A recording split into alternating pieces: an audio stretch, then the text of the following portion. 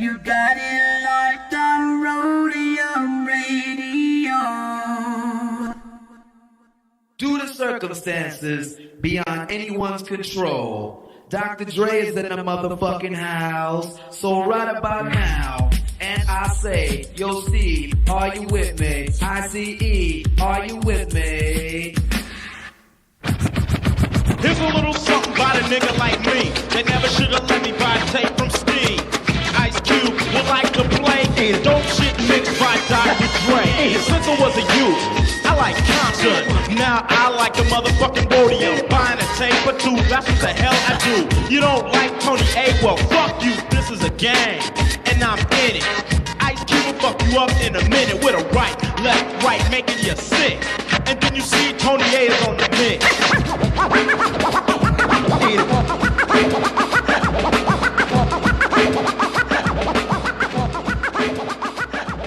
Tony A.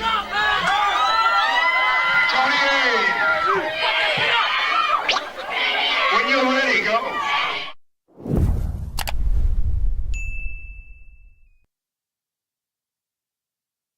Welcome back, everyone, to episode 293 with Roadium Radio, and I am your host, Tony A. the Wizard, and I want to thank everybody on the live chat, everybody who tuned in tonight, everybody who subscribed, liked, commented, even if you didn't hit the like button, you guys are still watching, so I want to thank all you guys.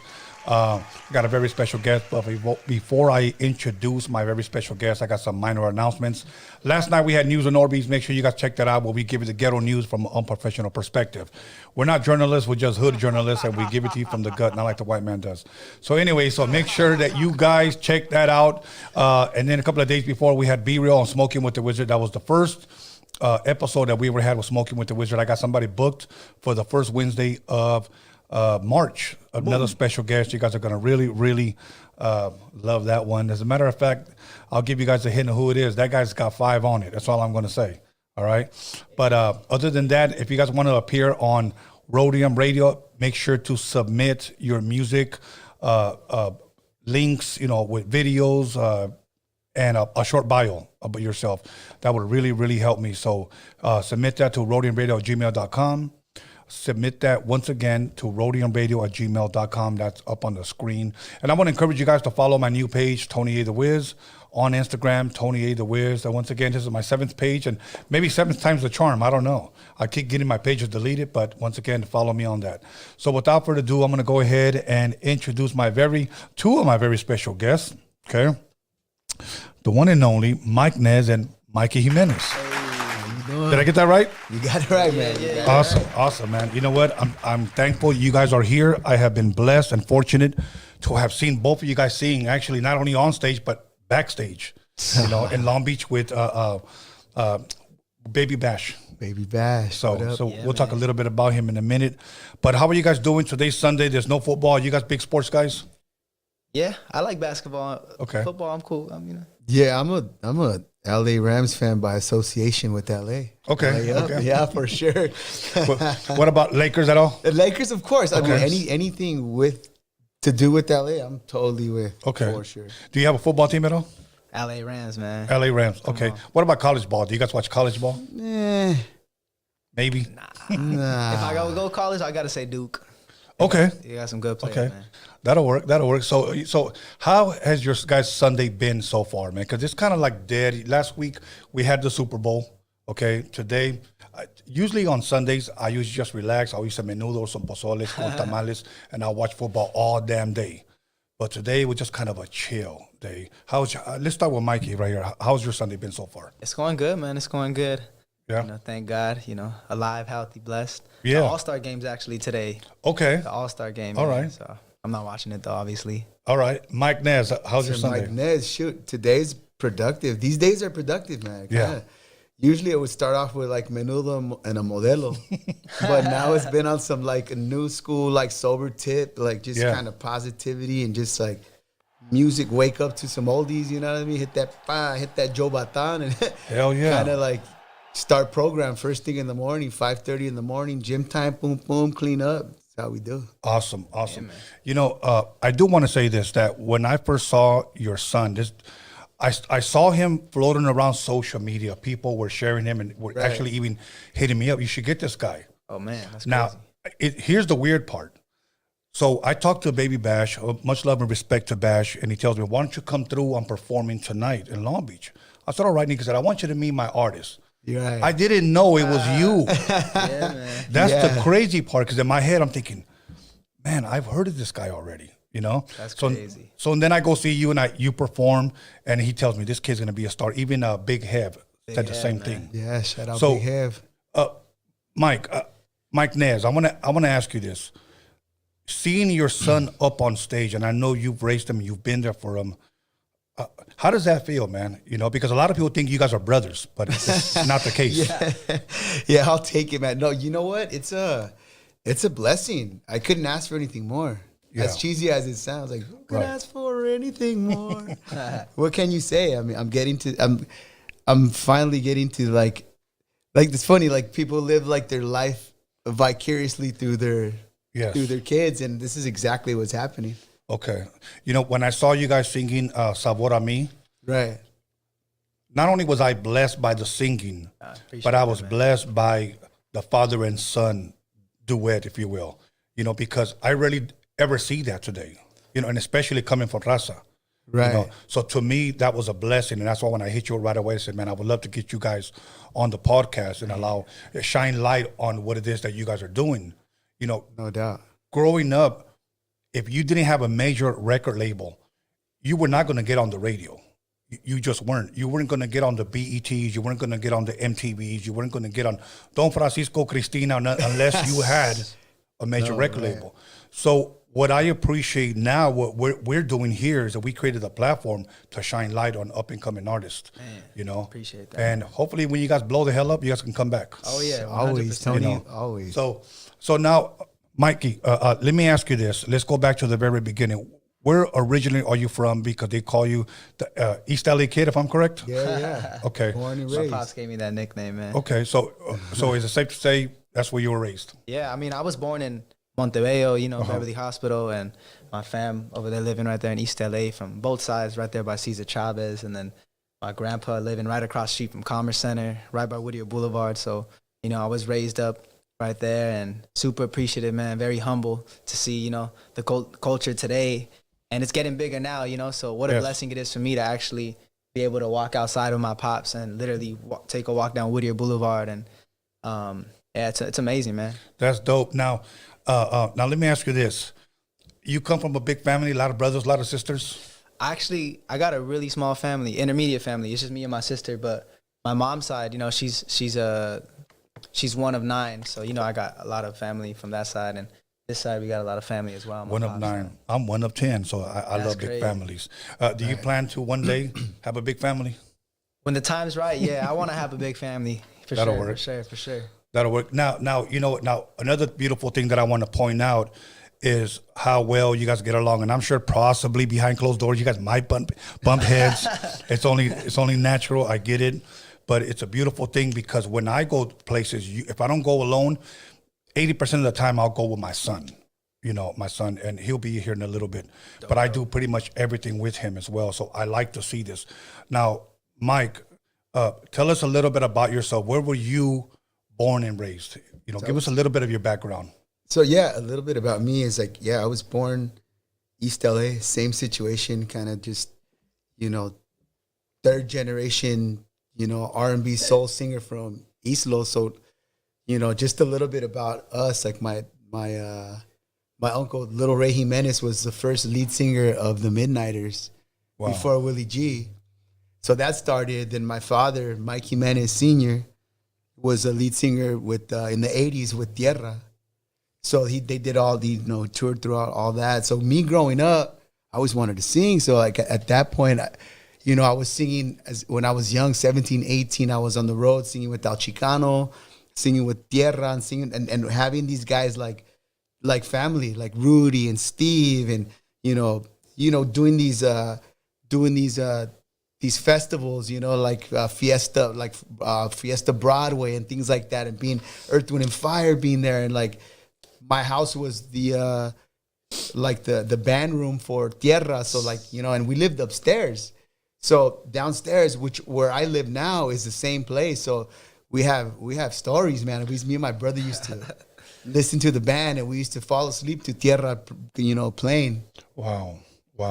That's a beautiful thing. And I have so many questions I would like to ask. But let's start with the Midnighters before Willie G. Okay. Right. Yeah. Then when you have Tierra. So you got to see all of that firsthand, if you will. Right. By yourself.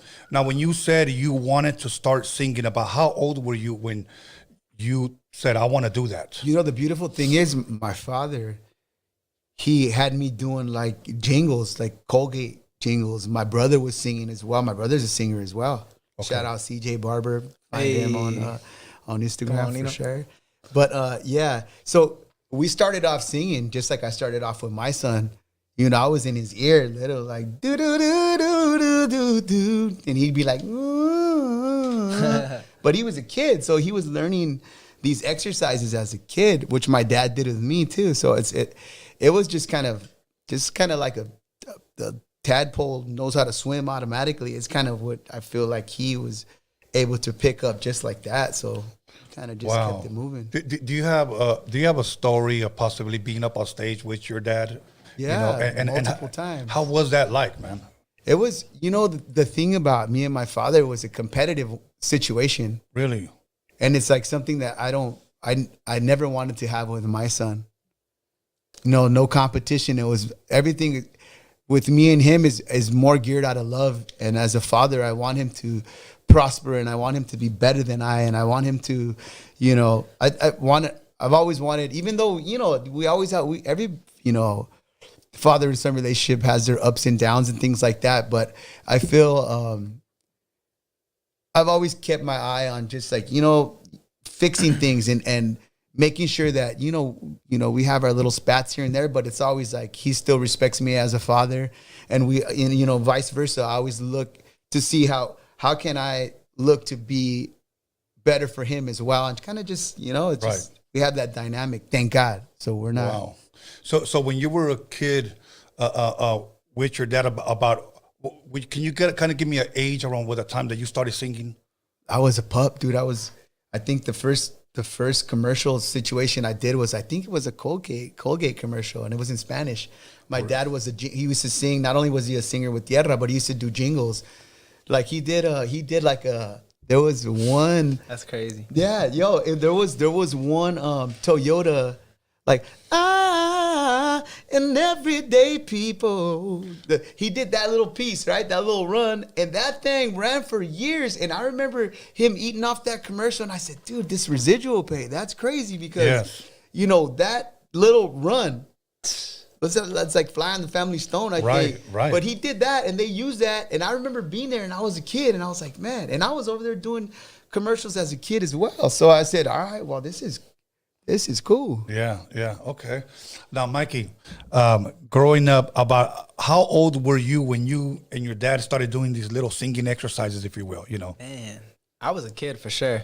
I just remember my pops picking me up from school in the range, and he would pick me up, and we would be listening to, like, I don't even know who he would be playing on the radio, but he would start doing riffs, and I thought it was a game at first. He would be like, all right, copy me, sing this. And I would copy him. I thought it was a game.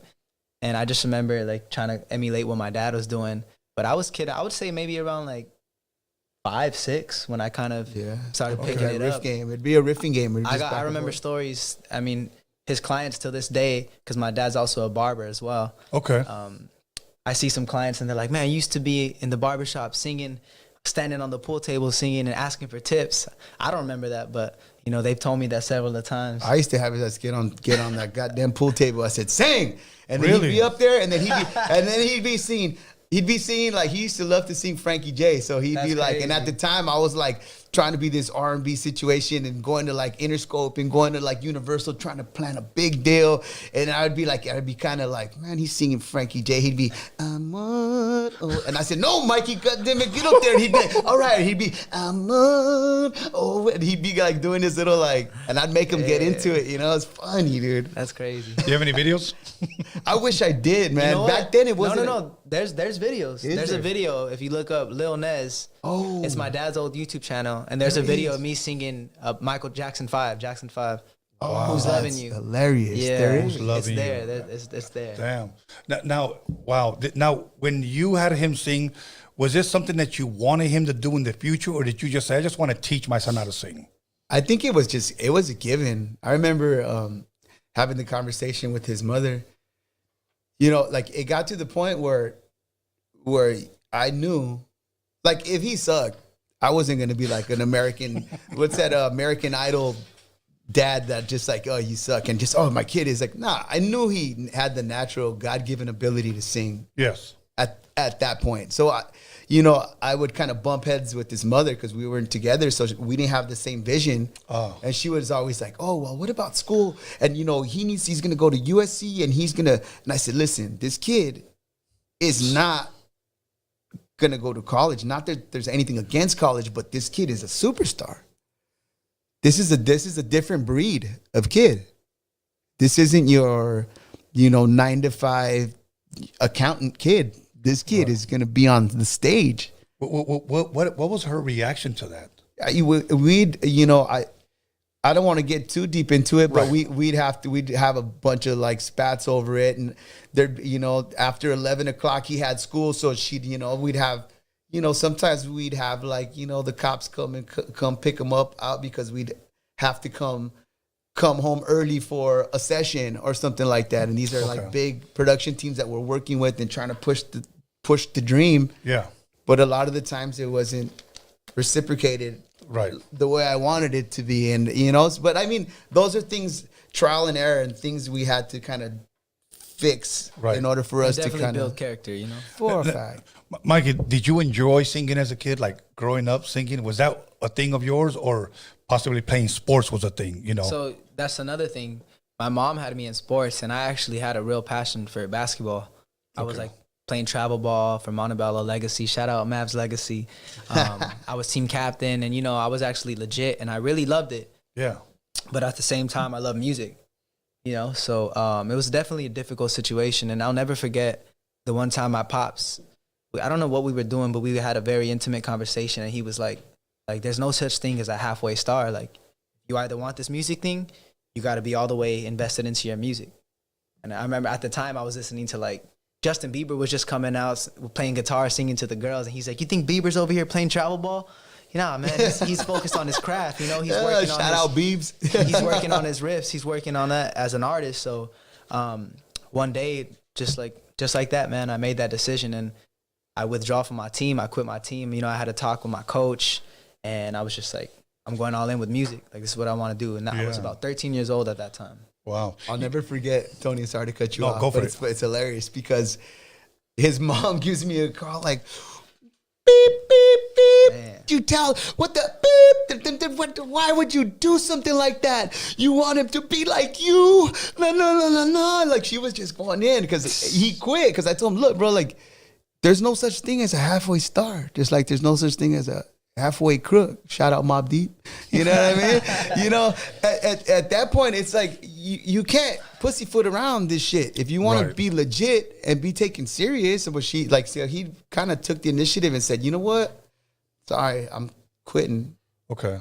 Now I have to ask you this question. Do you ever sit back today, and he's still a young man, but he's grown up now, and so far he's going in the right direction that you need him to go in, okay?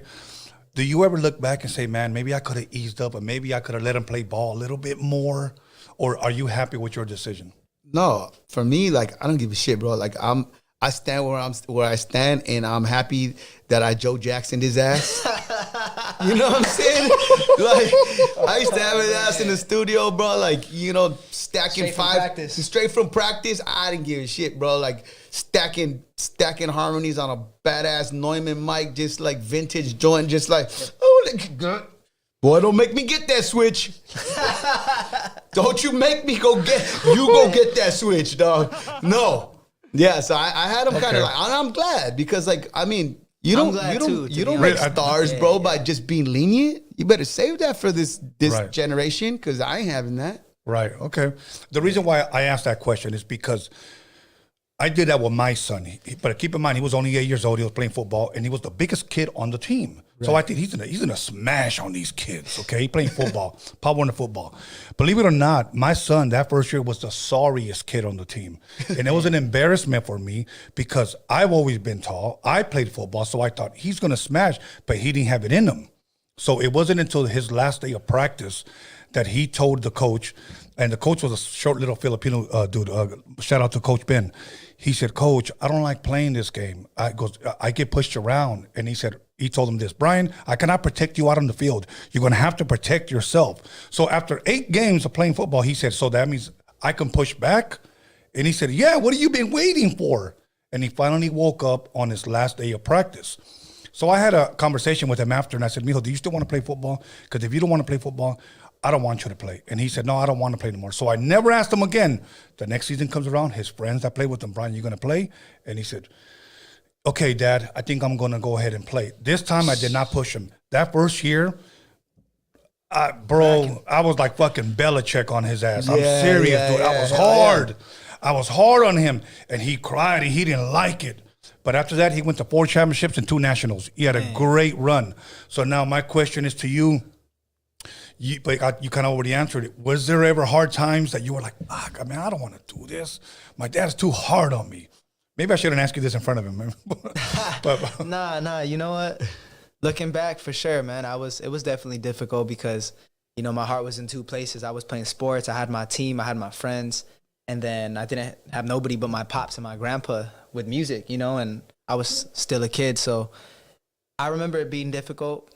But, you know, just like your boy, like when my dad would kind of ease up, I would start thinking about music. And, you know, just overnight, I had that thought and I was ready to call it quits on sports and, you know, go all in with music. That's dope. That's dope. And you made the right decision, man, because I truly believe that you have a bright future. Because one thing, Mike, is that you know that in today's business, not only do you got to have talent, but you also got to have the look. And I seen how girls go crazy over this guy, okay? I'm not trying to let that get to his head, but you know what? You seen the fainting? Yes. You seen the fainting, Tony? Yes. And he ain't even a wizard, Tony. Yes, bro. I mean, that was like, man, it's like watching the Mexican Elvis out there, you know? Yeah. Man, so it's insane, man. It's a blessing, man. What can you say? Now, how long have you been singing in front of people, even if it's just a small crowd? I know you mentioned that you will put them on the pool table, but that you can remember, like, okay, this is my first time going up and singing an actual song. Yeah. I remember by 15 years old, my pops was putting me in the studio, and I was preparing for my first show at Lucky Strike, like a little intimate show. And Lucky Strike. Lucky Strike in LA Live. You know, it's a bowling alley. Yeah. I remember that. Okay. Yeah. It's a little showcase. So at 15 years old, I did my first show there. It's somewhere on YouTube. Just, you could find it, I'm sure. And that was my first time singing in front of like maybe 10, 15 people, 20 people. My family showed up. You know, I don't even think I had any friends there. But that was the first time. How did that feel, man? From what I remember, it felt good. I was a little nervous. I always get nervous. Even still now? Still, yeah. Do you ever get cotton mouth? Nah, I don't smoke, so I don't get caught. No, but like being nervous, you get a little cotton mouth. Of course. Yeah. Nah, but I'm always drinking water. But then at the same time, you know, I gotta pee right before I sing.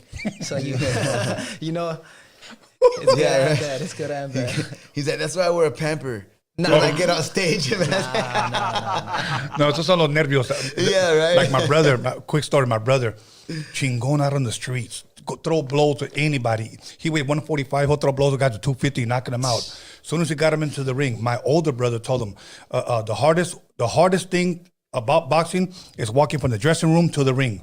Okay. As soon as he stepped out, he looks at me and he goes, "I gotta go, caca." You never let that one down. Oh, here comes Caca Boy, Holmes. Oh, man. Exactly. He's always taking the shit, Holmes. He's fucking down for his shit, bro. Damn, hey, he's literally down for his shit, bro. He's down for, exactly, bro. That's one thing about my bro. He's always down for his shit. Yeah, bro. So that's what happened. So I was like, okay, I understand now. Now, as far growing up, from what you can remember, hopping in your dad's car or going to your dad's house, what kind of music did he play? Was it different genres? Was it one type of genre? All types, man. It was like R&B, oldies, soul, Spanish, you know. Even my grandpa, because I don't know if you know, but me, my gramps, and my pops, we all share the same name. So I'm Michael Daniel Jimenez III.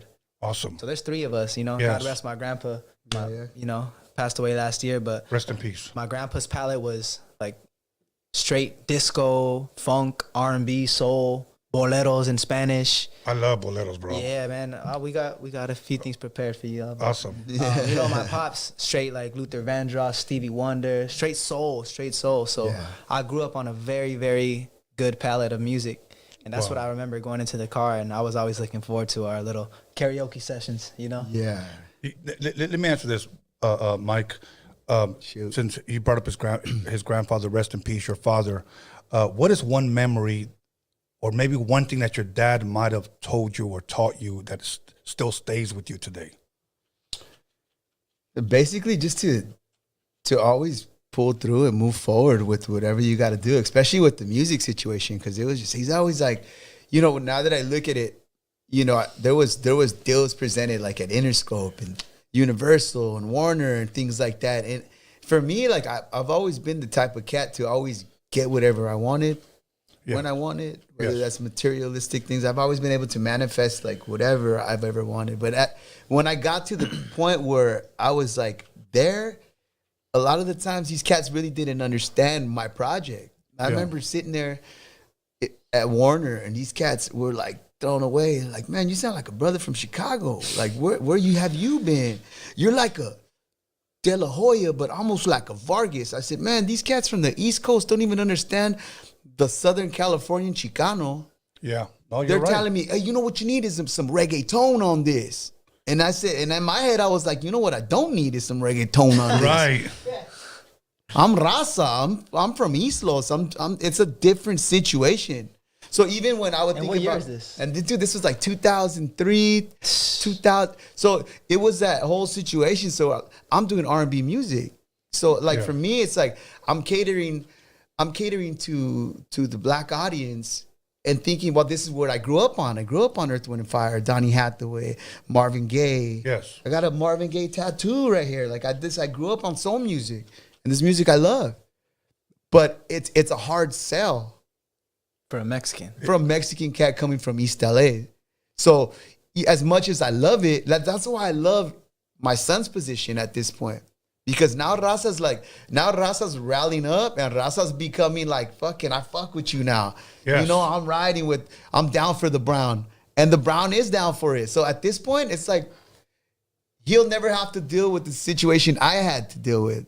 And now that I'm also doing music again and doing the Soldi situation alongside my son, with my son and doing this now I don't have to try to be something that I'm not. I could cater to Raza and everybody else that loves what I do, what we do.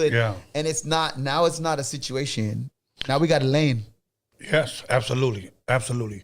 When you look at singers like I'm sure you've seen La Bamba, okay? Of course, man. When you think about Richie, you know, Ricardo Valenzuela, how they said, Ricardo Valenzuela, that name's just not, the boy can sing, pero let's do a Richie Valens, okay? Right. Did they try to do anything like that to you? Somewhat with the music, because they mentioned reggaeton. Right. Well, did they ever try to change your name? Well, hence the fact I go by Mike Nez, He-Man Nez now. Right.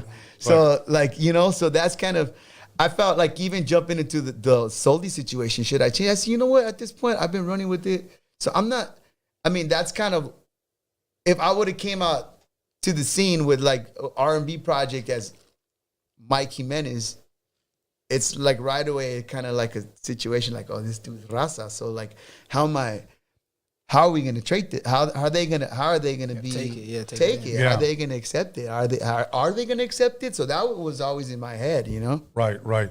Did it? I mean, I like the fact that you said now Raza's rallying behind it. Now we got our own lane.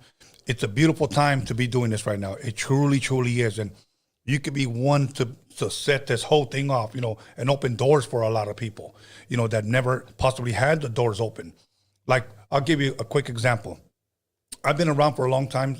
Like I was sharing with you earlier, since 1987, I've been in the music industry.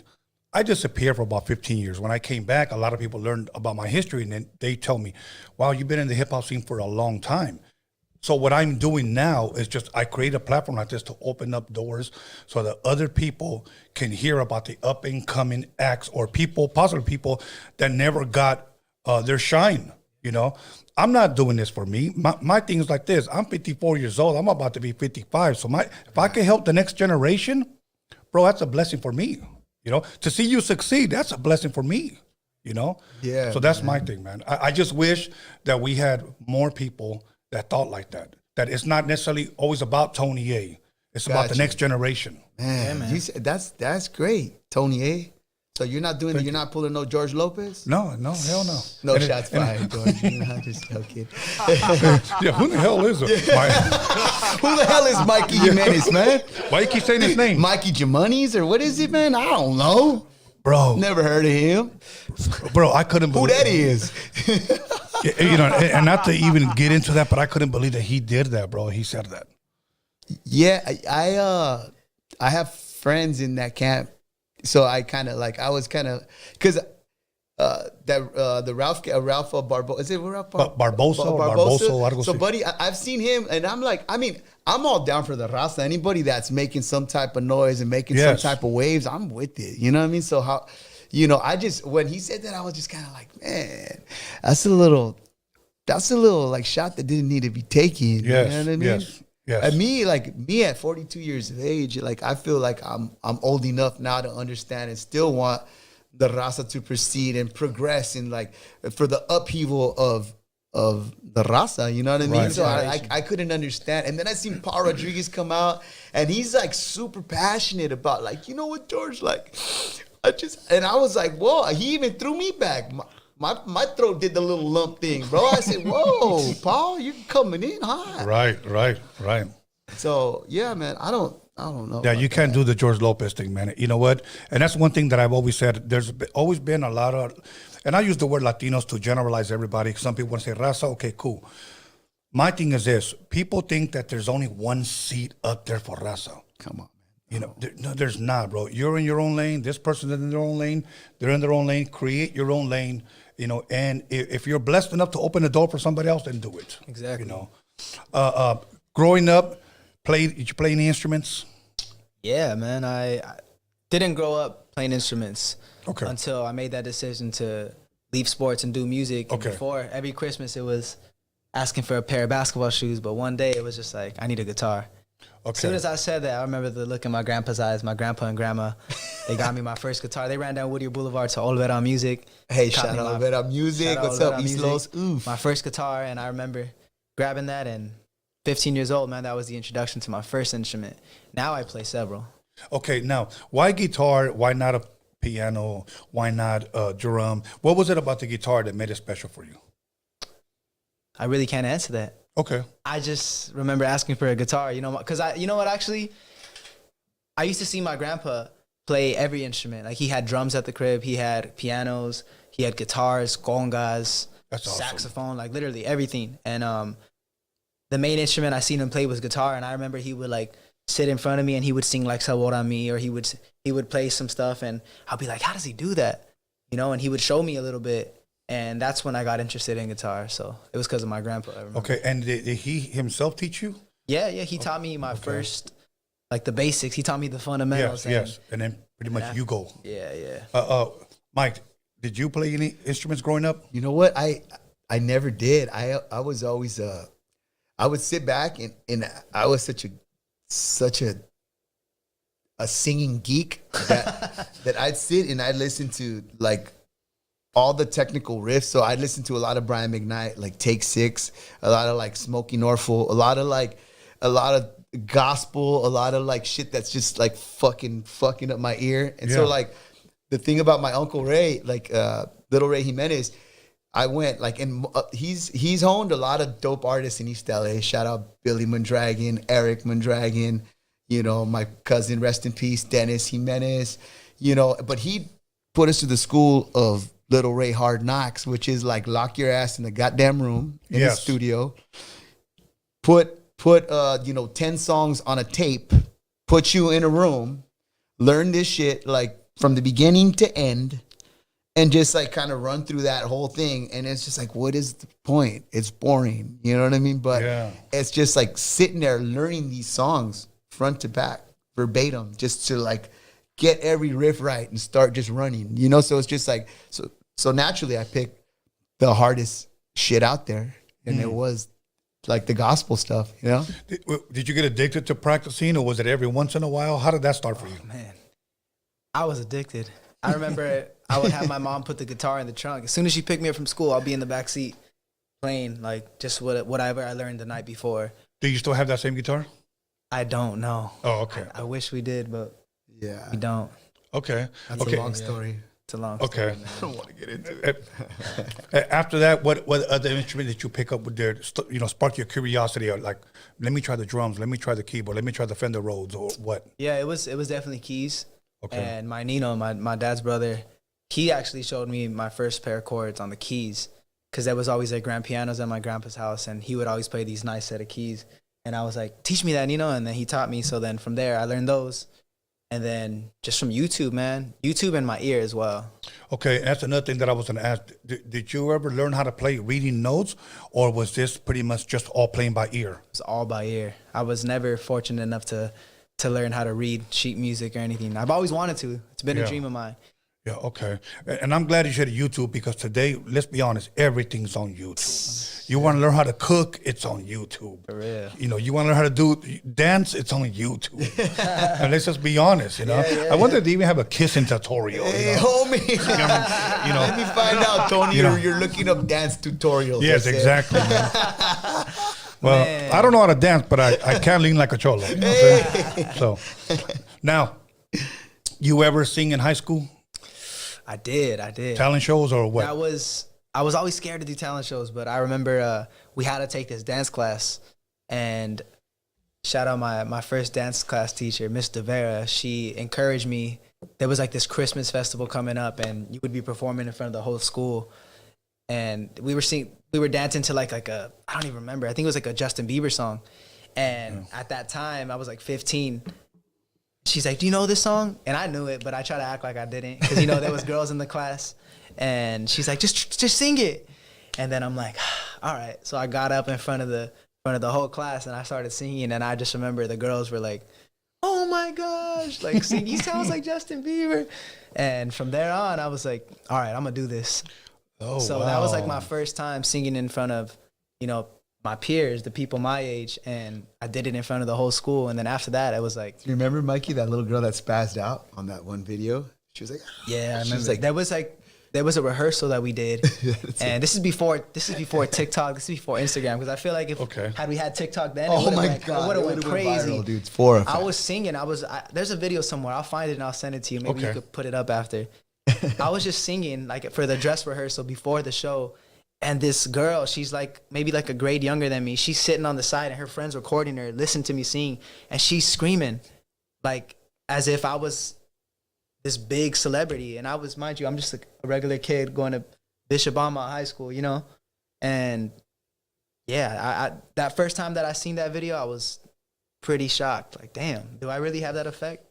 Wow. Yeah. Are you an Elvis fan? I like Elvis. Did you guys see the movie? I did. The movie was amazing. Yeah, it was a good movie. Great movie. It was a good movie. You know, one thing that I was glad that in that movie, they actually showed that Elvis was really inspired and, if you will, motivated by black artists. Okay, because in a lot of his movies, not in movies, biographies, they never really mention who his homies, who he learned from, who he grew up listening to. I always thought growing up, now as a kid, he wrote all his lyrics and he played all his instruments. You know, like if he was Prince or something. Yeah. But that wasn't the case, obviously. But the movie was great. You know what, Tony? I was a little bit biased on that. Okay. Only because I knew the true story. Okay. Of like the thievery of all these records, like Chuck Berry records and all these other cats. So what for me as a R&B singer growing up and knowing what I know and the craft that I love, I looked at it like, wait, is Hollywood trying to like finesse this shit with like, Take away from the brothers. Yeah, like take away from the actual like, oh well, he hung out in all these like juke joint situations, and like was that really a situation, or is that just to kind of kind of like fool people. So I'm still kind of, maybe that's just a little like skeptical side of me trying to like, oh, maybe it was it really like that? I don't know. But like, I was always looked at it like, oh, well, you know, black radio wasn't allowed on white radio. So what better than this white, good looking dude to sing, you know, black folk music and then kind of just bring it into theirs, you know? So that's what I was just kind of like, but I love the movie. Right. I thought the guy did a great job who played Elvis, and I've told people I recommend it. But you know what? That might have been a Hollywood twist to it. Yeah, that's what had me thinking. Right. And then he died at, 42 years old, bro? I think I was watching it on mushrooms or something like that. So I was super thinking. I was like, wait, hold up. Hold on. Wait a minute. But yeah. Did any of your family members, you know, because obviously you had somebody from the, your great-grandfather from the Midnighters. Did any of them ever talk about possibly meeting him? Or even if they just said hi to him? Or Elvis, no. But like James Brown, my dad did There's video some of stuff with James Brown. my grandpa playing congas and James Brown. He's singing with Puro Raza. Yeah. Wow. There's video. I'll find that. I'll send it to you. My grandpa's on congas singing and James Brown's doing his thing. That's fucking awesome, man. You a fan of James Brown? Yeah, I love James Brown. Awesome, man. I love that movie too. That movie just showed he was a dick, and I kind of liked it. Yeah, it was. Yeah, it was. You know what? And I feel bad thinking about it because the guy did such a great job, and he's no longer here with us, man. Yeah, man. You know. Man. Yeah. So what now, a great actor. Another movie that saddens me, and which talk about it, let's be honest, they did it correctly, was a Selena movie. Was there any insiders that you may know about that? You know what? Not really, because we're from East LA. We're LA cats. So like that's like a Texas thing. So it was just not too, but just like, you know, now that we got the Texas family now, like fucking shout out Bash and Hev and all them cats out there.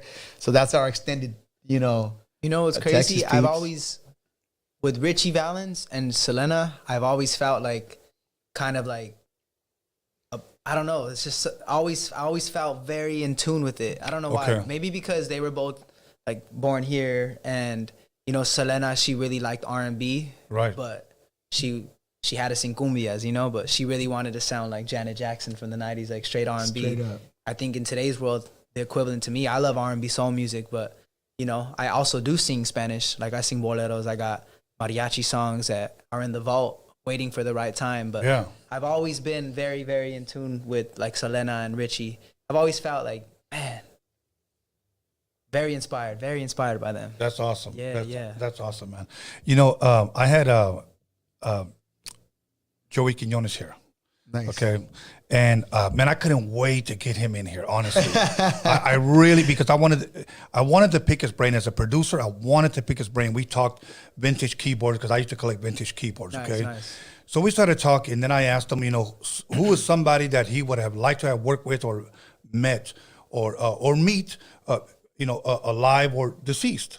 Right. And he had mentioned Prince and Richie Valens. So I asked him, what question would you ask Prince? And he pretty much just said, this will tell me what kind of musician Prince was. What was your first guitar? Like, let me see it. You know, that's kind of, he would tell me what kind of musician he would be. And I said, okay. I said, okay, so let me give you this scenario. And he's sitting right across from me. And I said, if he could be here and he walked right through that door and sat on that couch right behind you, and it was Richie Valens, what would you turn around and tell him? And he got emotional, bro. I know the camera couldn't see it, but he really wanted to cry right here in front of me, bro. Nice. Yeah, and I just said, you know what, we'll just change the subject, you know, because he couldn't answer, bro. I mean, because think about this kid was only 16 years old, bro, you know? Now, let me ask you this, and let me ask you the same question. If you had an opportunity to ask him something, what would it be? Richie Valens, man. I probably wouldn't really ask him. I would just want to hear his experience and, you know, ask him on advice. You know, I would ask like how it was, you know, because I think at that time he was like in a unique position because he was singing rock and roll, you know, and like if the movie's really correct, you know, he like was the one who was pushing for La Bamba, and then his manager, who wasn't of the culture, was like, man, that's Spanish. You know, like you can't sing that on the radio. Right. And he's like, come on, man, let me throw my. So I would definitely ask like what made him stick to his gut, you know, because had he not done that, we would never have a La Bamba rock and roll style, you know, we wouldn't have had that. So I definitely would have asked him like what kept him sticking to his roots and to his gut, you know? Yeah. Okay. Mike, if there's anybody that's still alive or deceased that possibly you've never met, who would that be? And if you could talk to them? If I could talk to, I'd probably have to sit with Marvin. Yeah. Yeah, bro. Yeah, you want to talk emotion? Now I'm fucking shaking. I'm like, yeah, dude. Yeah, I mean, I don't. We're talking about movies and shit like that. And how is that movie not made? Like, how the fuck is that movie not made? It's really not a movie on Marvin. No, I mean, I think I've heard talk about it in the vault. I don't know what's the situation, if it's a family or whatnot, but I mean, but that man is so plagued with so much fucking hardship in his life. And he was, you know, the drugs and all the other shit. Like, I heard stories of like fucking Barry Gordy picking him up off the streets and, you know, getting him his fix and slapping him in the studio. And he's getting his money, doing all, like, I'd want to help him. Okay. I don't want to be like, yo, like, no, don't. We need you, dude. I'd be like, whoo, we need you. Yeah. Come on, bro. Stop, dude. Like, come on, dude. Don't do this. For me, it would probably have to be either between Prince or Marvin. It's always been like that. Nice. Yeah. So, yeah, but damn, Marvin Gaye, that would be an amazing one. I never had a connection with Prince for some reason. And when people say it, I feel kind of left out because a lot of people are like, I just never heard Purple Rain and said, like, I love that song. You know what it is for me, though? What's that? You know what I'm saying? I respect his artistry because, you know, he was producing his own thing, multi-instrument. Yes. And, you know, I want to be on the way to that, you know, being able to executive produce my own records. And, I'm starting that, you know, I help my pops out with his music. And I would definitely, like my dad, I haven't really been the biggest Prince fan, but I definitely give my hats off to Prince, you know, my respect to Prince for being, much respect to Prince. Yeah. But I never heard Little Red Corvette and said like, ooh. See, I do. I don't know. I gotta dive into Prince. I'm a singer, so I don't know. Because one thing I did notice, he was on that appeal, that sex appeal, right? Yes, big time. Big time, bro. Put it this way. I don't know. That's a fucking Prince shit, bro. Here's a fun fact, and I was telling Baby Bash this. When I first saw you guys at the Long Beach Arena here, okay? Prince, I want to say it was either 84 or 85. I want to say it was 84. Me and my boy went to Music Plus. Do you remember that record store, Music Plus? Of course. Okay. We spent the night to buy Prince tickets because Purple Rain album had just dropped. So the concert was here. The last time I was there was when I saw Prince. Wow. That was the last time. So to be up on stage and to look at the crowd, I'm like, this is what Prince saw. Yeah. And I remember I was telling Bash, I was up there, I was nosebleeders, but I saw him. And then this fool comes out in boots, a G-string, and a trench coat. Hey, Holmes, let me find. I want to know what you wore to that concert. That said, hold on, hold on. That said, come on. Hold on. He was different. Hold on. Yes, very different. It was a khaki G-string. Don't sag too hard. Just show everybody your thong. Right. So. But we had a great time though. So being there, bro, it was another experience. So that was awesome. So now, as far as production, when you first, well, you know what, Mikey, explain to us how you met Baby Bash. We can call him Bash, but for the audience to know who we're talking about, Baby Bash, how did you end up meeting him? Man, that happened so natural. Talk about this new generation with social media. You know, I was just posting videos, man. And let's get I'll give you the timeline. 2017, when I was 17 years old, I got an opportunity to be on TV in a competition series, which is called Boy Band, and it aired on ABC. 17 years old, the kid from East LA, I was repping. And at that time, it was a little different because my dad had stopped managing me at the time, and our relationship had gotten a little cloudy. I was living with my mom, and the opportunity came when I was living with my mom. So my dad knew I was going to be on the show, but the story that the producers were kind of guiding me towards was like the single mother. And my mom was a single mother. You know, she did her thing. much respect to my mother, but the story was a little bit, you know, fabricated. And I got on that TV show 2017. It gave me the platform. It gave me the platform for all social medias, and this is before TikTok. So this is like right at the beginning. I made it all the way to the finale. Timbaland, Nick Carter from Backstreet Boys, and Emma Bunton from Spice Girls. They were the judges on there. Wow. So I made it all the way to the end. Didn't win, but Timbaland put together the remaining contestants on the show, and we started our own group. So from 2017 to 2019, I did the boy band. And shout out my boys, Marcus, Cam, and Jaden. We were together in that group. We toured. We did a little tour in the United States from the show. We had an audience, and then we went to Europe. Opened up for this YouTuber cat. You got to go to Europe. I got to go to Europe, man. That's and awesome. The kid who we were opening up for, Alex Iono, he had somewhat of an audience. So the shows in Europe were pretty big. Like we played in Paris, and there was like a 500 cat venue. So I was very grateful. Young, and I got the little taste of it. Fast forward to 2019, right before COVID, I decided to leave the group because it just wasn't feeling natural to me. And I looked all my homeboys in the face and was like, look, this is not me. Like, I wanted to sing more Spanish at that time. I was already becoming a little older. I was the only Mexican in the group. It's 3 brothers and, you know, raza right there. And I loved it. You know, we shared a lot of memories together. They lived with me and definitely gained a lot of experience, you know? Yeah. But it wasn't my calling. You know, it didn't feel natural. So I left the group 2019. 2020, I met up with a producer that goes by Sak Basse, and he's a Grammy-nominated producer. He's produced for like Kanye, Jay-Z, Rihanna, and we kind of got into it, man, and we started partnering up. And from 2020, when COVID hit, was like the perfect time for me and my business partner at the time, because we spent all of COVID just making music and, you know, like focusing on like that Chicano. Like this is before I was even talking to Bash or anything. I was 2020. Working on where I'm at now, you know? Awesome. And we hit it hard, man. We made a shitload of music. I ended up getting a deal with 2021 with Empire. Shout out Empire for being the first company to, you know, believe in the kid and shoot me a budget. Shout out Ghazi and all of them. Shout out Sak Basse. But, you know, it didn't really, it didn't take off like they wanted it to. So for a while, you know, I left the label. I left the label Empire, and I was kind of doing my own thing. And I started posting videos with the viejo because my uncle, Eric Schaffler, gave me a viejo, and he was like, mijo, like, he gifted it to me, a brown khaki one, a lowrider hat. I started wearing it, and I did one video on TikTok singing MB Rider's Pretty Girl. And just like that, the next day, it got over like 500,000 views. Really? Yeah, so then I'm like, oh, shoot. Like it's clicking, you know? Before that, prior to that, I had never had really a video that had gone crazy.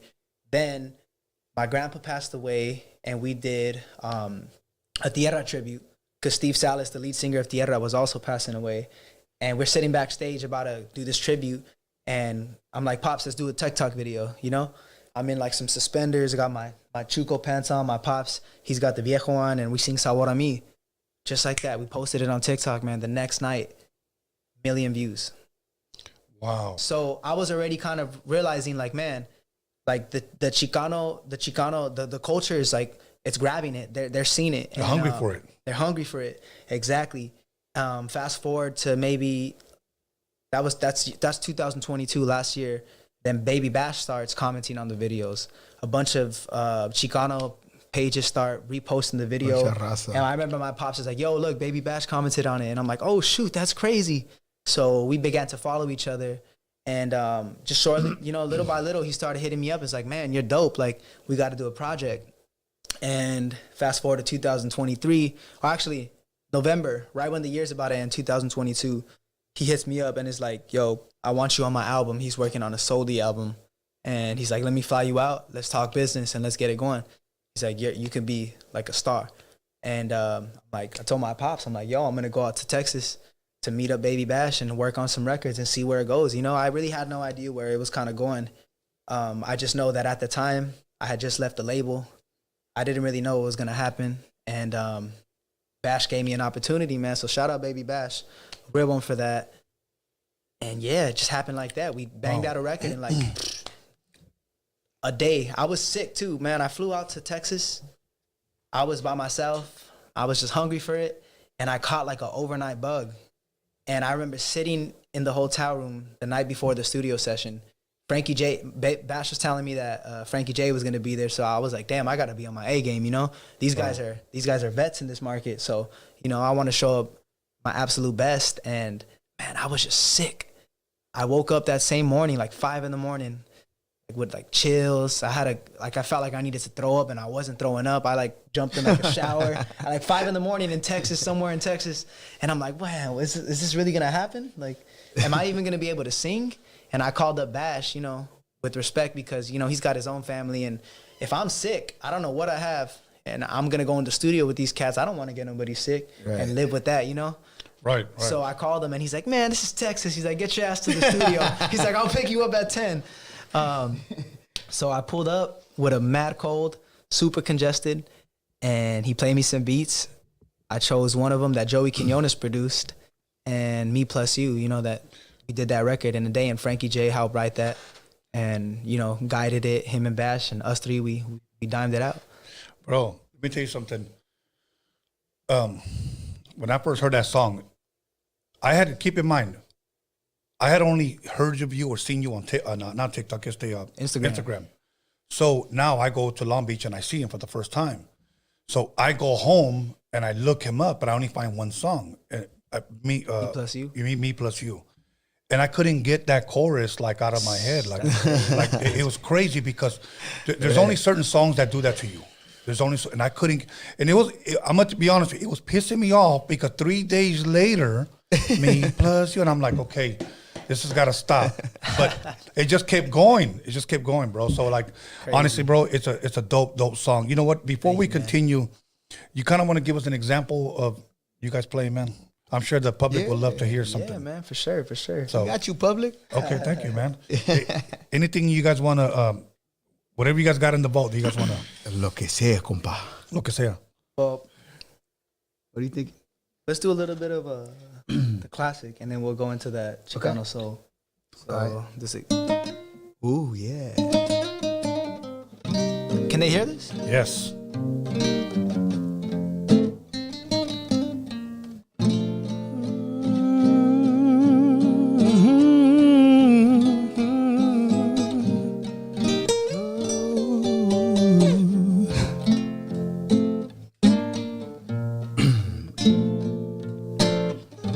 Tanto tiempo disfrutamos de este amor, nuestras almas se acercaron, tanto así me yo guardo tu sabor, pero tú llevas también sabor a mí. Si negaras mi presencia en tu vivir, bastaría con abrazarte y conversar.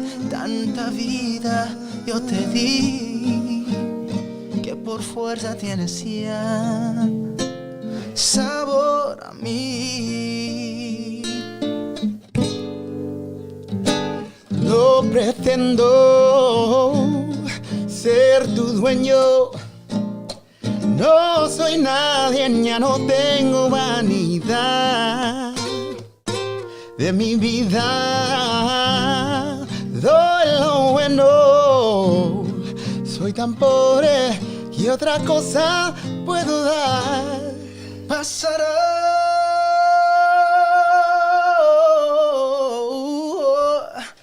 Pasará más de 1000 años, muchos más. Yo no sé si tengo amor, la eternidad, pero ya tal como aquí, en la boca llevarás sabor a mí. That's awesome. Let's give him a hand clap, you guys. Hell yeah. Everybody played fire on that. Gracias a todos. Awesome, We got awesome. one more for you. Go for it. One more again? do some Chicano soul, some classic.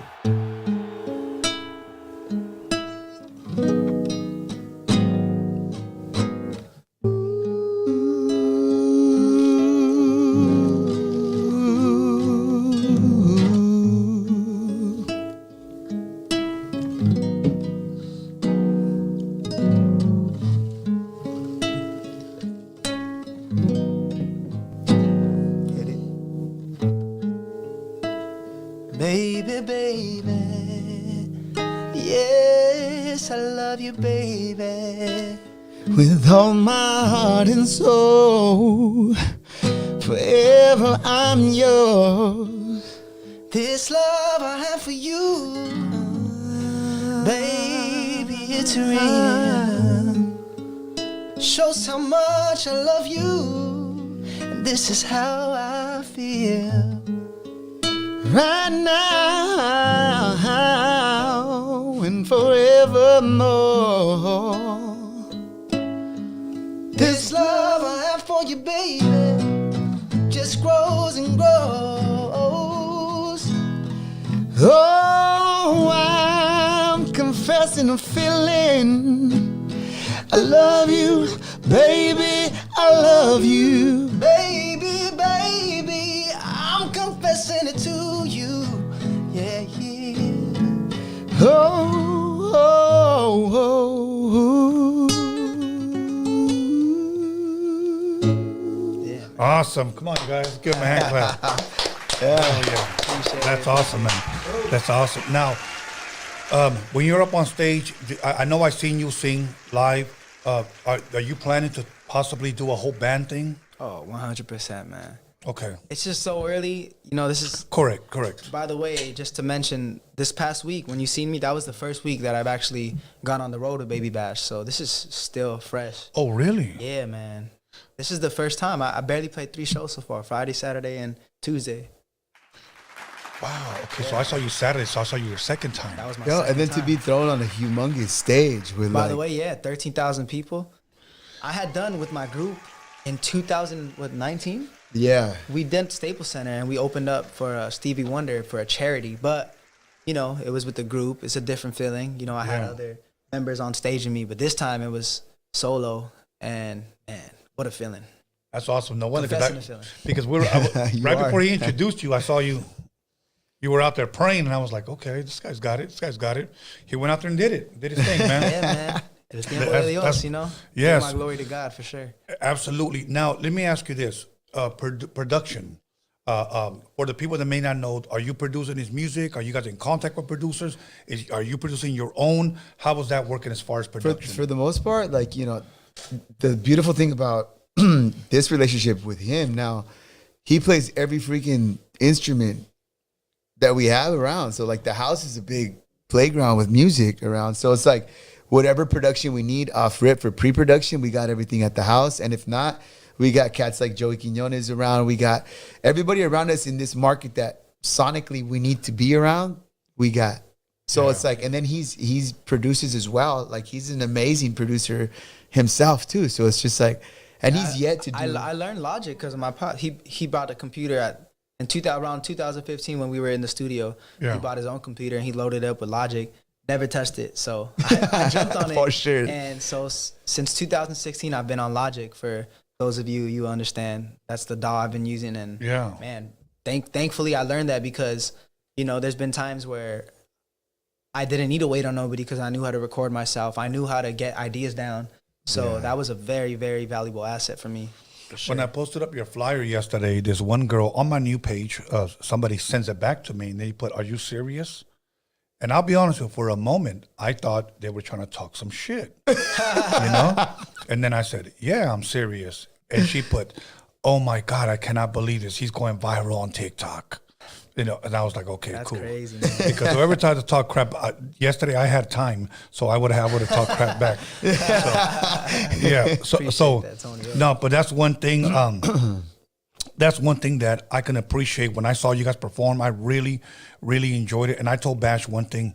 I said, "Look, I've toured with a lot of rap groups, okay, and I named some of the ones that I did toured with, and I said, but what I felt with this."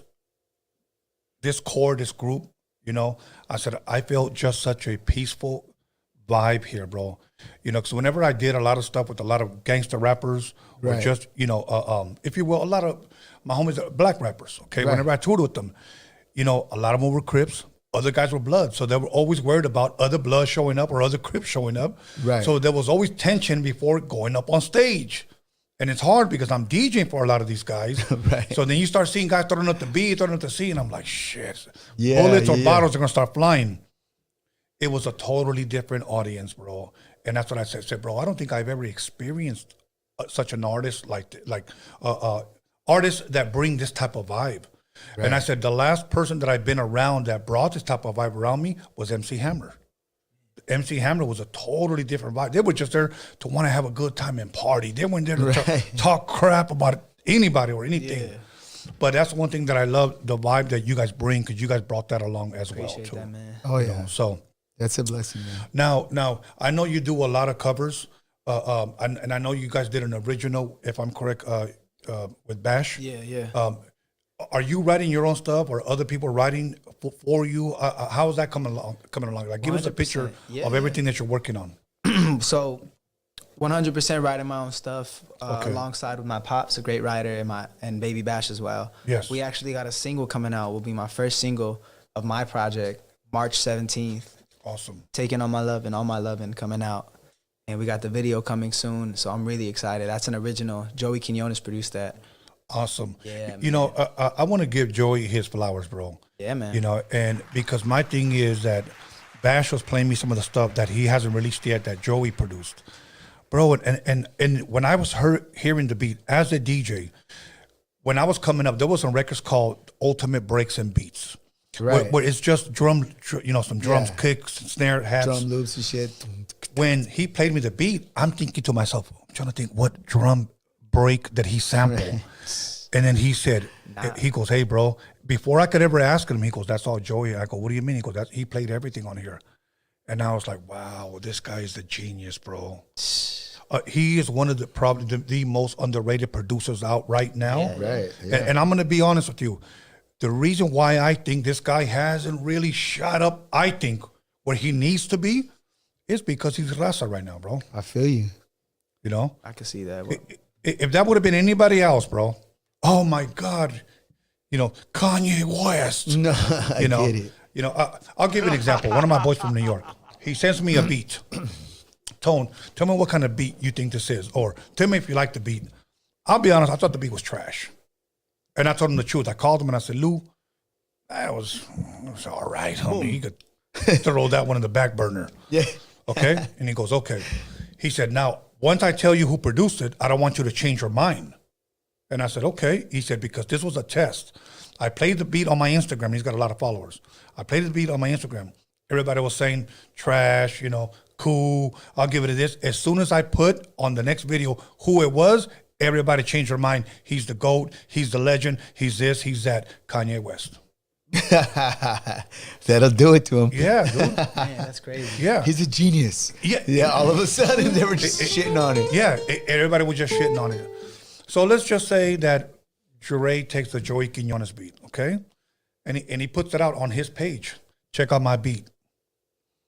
What do you think people would be saying? Oh, my God, it's something new. He's bringing back that old sound. But if he would have said, no, that wasn't me, that was this guy. Yeah, no, I agree. Totally agree. So, well, you know, that's why in good faith, that's the plan, you know, to kind of give the shine to you know, the Joey Quinoneses, the whoever else is Raza that's really putting in the blood, sweat, and tears. Because, you know, definitely give respect to Joey, because that's the space I'm trying to be in, you know, when I'm a couple years down the line, you know. Even you got like the Avila brothers, you got like cats Shout like that, out you got Happy Avila. Perez, you got all these Raza cats that are out there like that have done.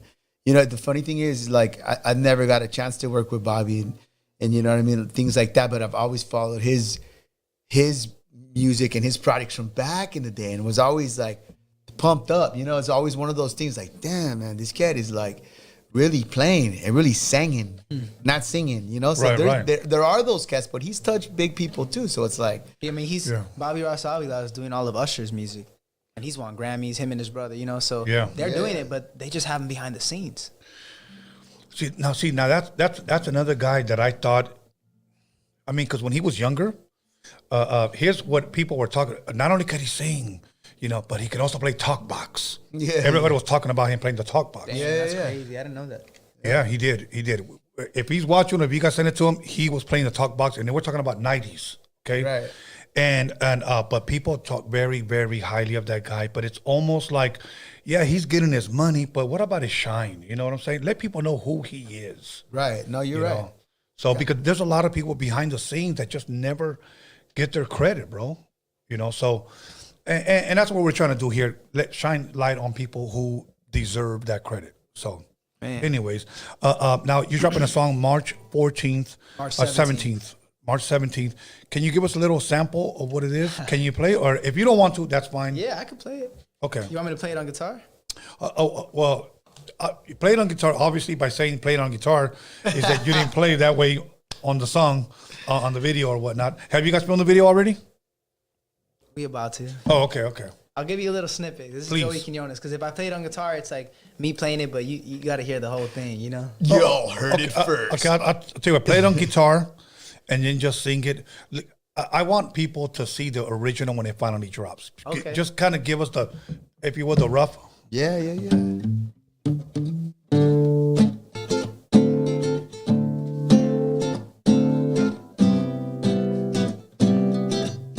You keep taking all my loving. You keep taking all my loving, girl. You turn my nothings into something.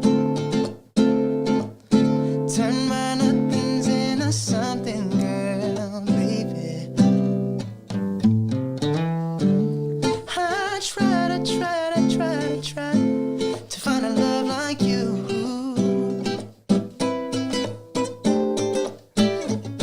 So many sleepless nights with no one to come through, girl.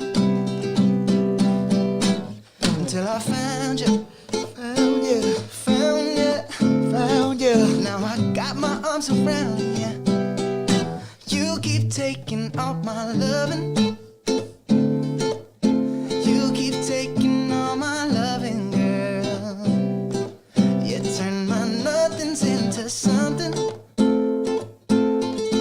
Turn my nothings into something, girl, baby. Dude, as soon as even before you started singing, let's give me a hand clap, you guys. Boy. Like I felt it, bro. Honestly, because to me, when I hear a song, it's got to hit me with the first couple of seconds, bro. If it doesn't, I skip. That I'm just being honest. So, and I look for new music for me to bump because when people ask me, who are you bumping out? Nobody. Yeah. I'm just being honest. Nobody. You know what? And Joey Quinones, he did his thing with the music, man. It sounds like raza, bro. It sounds brown, baby. Awesome. It sounds like Islos ese. It does. It gets, when I hear it, and usually I record so many songs and I produce so many songs, and it's very rare that I keep listening to it over and over and don't get tired of it. But this one, I've yet to be tired of it. No, it's a banger. But even like Me Plus You, I listen to that record and I'm like, dude, it's infectious. It is. So those are hits. And that came in one day. And usually that was a tough pill to swallow for me because I'm used to like taking my time on records. But Bash, he likes to move quick. And he's like, no, that's it. So I had one day to do it and came out the way it did. And yeah, great song. That taking what's the new record? All My Lovin'. All My Lovin'. So All My Lovin', we were in the truck on the way to the studio with Bash in Houston, and Bash put that record on, and then it was just like a collective of just melodies and words going back and forth, all three we ways. We wrote that on the way to the studio. And then he said that he had seen the night before because we were in the studio on like Tuesday, and then the next day is Wednesday, and Joey seen that we were working on records and none of them were his music. So he called Bash and he's like, man, let me send you something from Mikey. He sent that literally the next night. So when Bash picks me up, my pops is already in the car. I'm coming down. I'm running late. And no, not you. Bash is like, yo, you got to listen to this. Joey just sent this in. And wow. It was taking All My Lovin'. Crazy. I wish I could play a little bit, man. Okay. We're gonna give you we're gonna make him wait. Yes. You know what's funny? Because, okay, on my last page, me and Joey were following each other, okay? So I put up an old school picture, and it's a 8-track, but it's a reel-to-reel. Nice. And this is 1989. And I captioned it, working on a mixtape. Joey never likes any of my pictures, never comments any of my pictures, but that one day, here's what he commented. Do you still have that Tascam 8-track? And I was like, man, I've been wanting to talk to this dude. Yeah, and right. now he comments. I do. Yeah. I do. The wizard, Tony. Yeah. I do. Yeah. So what I did, I just put, no, I don't. I wish I still did. So he never replied. So I said, let me DM this guy and say, hey, what's up, man? Left me on red. I was like, damn, how do I get a hold of this guy? Cold-blooded. But finally got a chance to meet him. We hit it off, man. Got a chance to interview him. Saw him in Long Beach. And I'm going to see him Saturday to Live and Die in LA event that I'll be podcasting. Man, I'm trying to head out there, man. Okay. Well, maybe I could put in a good word for you, bro, if you want to come on. I know the guy that throws a Frankie Orozco. He'll be here tomorrow. By the way, let me give a plug in. And I'm going to have 3 acts that are performing there. One group called Desmadre. Desmadre. What's it? Third World, and a guy named Lil Draws. So, and they're gonna be here tomorrow, and we're gonna promote the whole event. So let me talk to them tomorrow. Man. Yeah, and then I don't want no money or nothing. Just ask them if I can go and sing. I'd love it. Okay, some LA shit for real. To live and die in LA, you know, I bro. Let me tell you something. If he would have heard you, I'm sure he probably did. Maybe didn't know how to get a hold of you. I know because this is a LA sound, bro, and this is really where you'll be performing. You can see all of the LA buildings. It's a beautiful, beautiful scene, bro. I gotta be seriously. Yeah. So and it's gonna be a big event. I was there last year. We did podcasting there. So your wizardry homes. Yeah, I'm gonna pull out my wand, bro, and try to make things work. I believe your Harry Potter on. That's it. Exactly. So now, let me ask you this. Okay, you have a lot of people like around you that you could do songs with. If there's anybody possibly that you would want to collab with. At this moment? Yeah, and let's just say you don't necessarily know them. Maybe they're humongous or maybe they're deceased. To be honest, man, I can't wait to get on a record with Joey. Okay. And we've had the conversation already. I believe it's in the works, but I just feel like he's a young Chicano coming up in it right now. And what better to do it with, you know, the own gente. Yeah. And, you know, he's behind the music and I've got ideas. I just feel like we'd create some real magic. Okay. Well, he'll definitely be there Saturday. Yeah. I mean, I got his number, man. I understand the game. You know, we both busy doing our thing. I know it'll come, but if we're talking about deceased, yeah. Man, I'd love to sing with Marvin Gaye. A record of me, my pops, Marvin Gaye, and you know what? Another one would be my grandpa. I wish we would have gotten a track between us 3, me, my dad, and my grandpa, because he had that voice, man. Yeah, wow. Does your dad, did he have any music that he just never released that maybe you may have? Yeah, he's got a whole project out, man. Yeah, there's records that we got that are it's crazy. Mikey me and my dad had the dynamic of our relationship was always we're a jokester family, so there's always cracking, like there's never nothing too harsh that you could say. It's just like a fucking straight comedic family, bro. So it's just like we go back and forth and talk shit, but yeah, awesome. Dude, there's a ton. Now let me ask, do you ever, and maybe you won't, but I just have to ask for the fans, do you ever plan on putting any of that stuff out? In due time. Okay.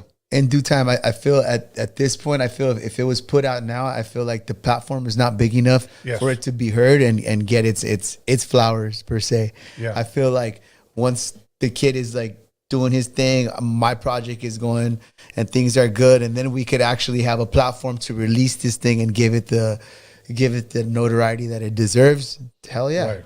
Okay. So March 17th, single comes out. What can we expect from Mike Nez 2023? Mike Nez, I got a group right now, Mike Nez in the East Side Review, from East Los, you know what I mean? So we're doing the Soldi project. I got a record that I just did with Joey Quiñones, which was produced by Mikey. So that record is about to be mixed and mastered this coming week too. So that single will be coming out called "Give You the World." I'll give you the world. That record's pretty crazy. And so like, yeah, so we're doing that. I got something I'm dropping with High Tone. Shout out High Tone.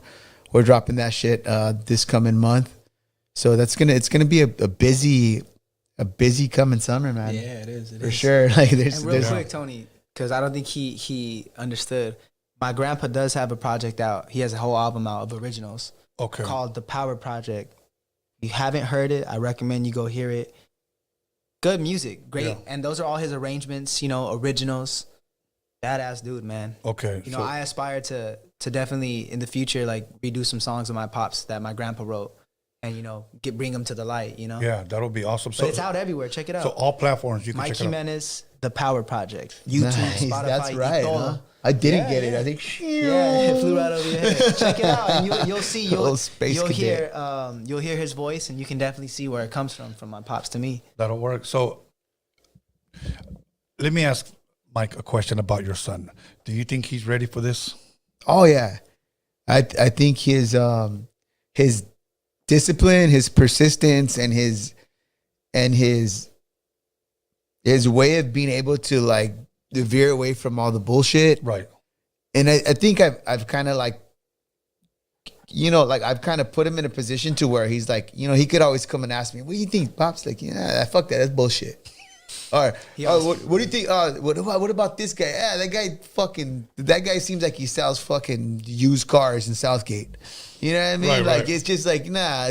With me, I've been around and been in the music just like you for forever. Correct. So it's like I could see bullshit. And in the industry, Yes. 99% of people are bullshit. Absolutely. Everybody knows everything and knows everyone.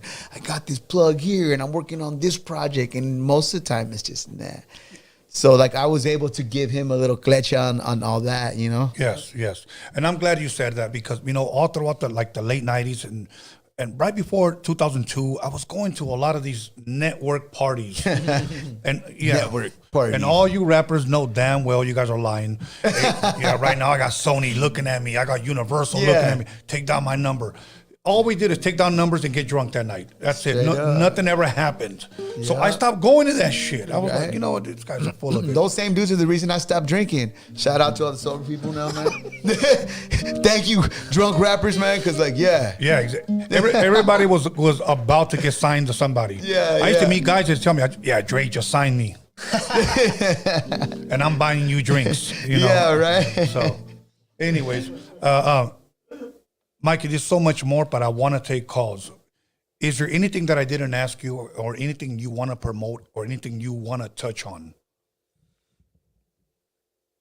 Just for all the raza in here, all the supporters in here, just to stay in touch, stay in tune because a lot of things are coming. March 17th, the first record comes out with Baby Bash, Taking All My Lovin', and then April 21st, we're putting together our own show where my dad will be headlining. I'll be headlining as well. In Whittier at Sage. Hit us up on all platforms to, find out all the details. Yeah, the show's up on Eventbrite too, so they could follow the link there. So I think if you buy pre-sale now, everything's like, get it before it goes out because the venue's not a big venue and it's expected to be sold out. So I mean, it's going to be fun too. Yeah. And then my band's going to be backing him as well. So we got the live band doing this situation with the horn section and doing all that. So it's going to be a beautiful thing to be on stage with him and get this. Hell yeah. Just stay in touch and stay tuned. For sure. Yeah, their Instagrams are up on the screen, and if you can't read them on the screen, they're on the description. So you have two ways to get a hold of them and follow them. Mike Nez, anything that I didn't ask you, or anything you want to share or say before we open up the phone lines? No, brother. I just want to thank you for bringing us on and giving us a platform to be heard. And it's all for the fucking upheaval of the raza, bro. Viva la raza, homie. Absolutely. Let's go. Let's get it. Love for music. No hate, just all love, man. Absolutely. So we're gonna go ahead and open up the phone lines. Alex, you want to go ahead and put the phone number up? Okay, let me go ahead and put that down. Let me connect. Okay, I'm connected. All right. So any of you guys out there feel that I didn't ask them a certain question, right now is your time to call in, ask. We got to put on the headphones now? Yes. Just put on the headphones. Okay, we're going to see. All right. So let's see. Is the number up? Yeah. Okay. Oh. All right. Let me see. Yo, turn my snare up. Yo. Yo, turn my snare up. Okay. So somebody just called in and hung up. So let's go. Call back, caller. Here it goes. Caller, your name and where are you calling from? Okay. Caller. Here we go again. Same caller. Well, you hang up on us. Caller, your name and where are you calling from? Hello, everyone. Hey, this is Brad Pitbull calling from Skid Row. What's good, my bro? Hey, Tony. What's up, Mikey? What's up, everyone? What's up, man? How you doing? I only see one of your YouTube videos on the Vivo on YouTube. Looking forward to seeing more stuff and hearing a new refreshing voice. But I just want to let you know that some IE fools want to text me and let you know if you could make a dedication to their secret Sancho. But looking forward to more of your work, man. Thank you, man. All right, guys. We'll see. All right, guys. We'll keep up all the great work and thank you, Tony. Thank you, man. You got it. Good night, everyone. Good night. Take it easy, man. Okay, let's go. Come on, guys. Stop calling in. We get IE fools and LE fools that go at it on the live chat. Oh man. So that's a funny thing. Where's that? Where's that? Caller, your name and where are you calling from? What's up, Tony? Much love, respect for my Florida. You already know who this is. Fort Myers, Florida. What's good, bro? This is one. Yes, sir. What's up? Much love, respect. I got a question for Mikey though. I just want to ask you, man, like how does it feel when you work with Baby Bash? Like, what was that feeling? Getting a chance to meet him and record with him and do music with him and talk to him. And it must have been like a dream come true. Yeah, man. Like doing music with him the first time. Very, very humbling, man. These guys, they done it, man. They seen it all, and they've been on top of it. So I definitely was soaking up as much gaming knowledge as I could. But it's very inspiring. I left Texas very inspired, man.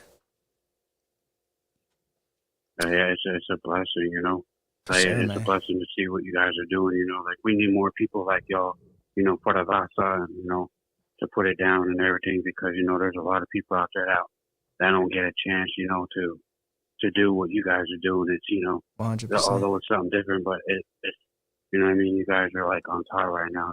Keep doing what y'all doing. Thank you, man. But respect, As well, bro.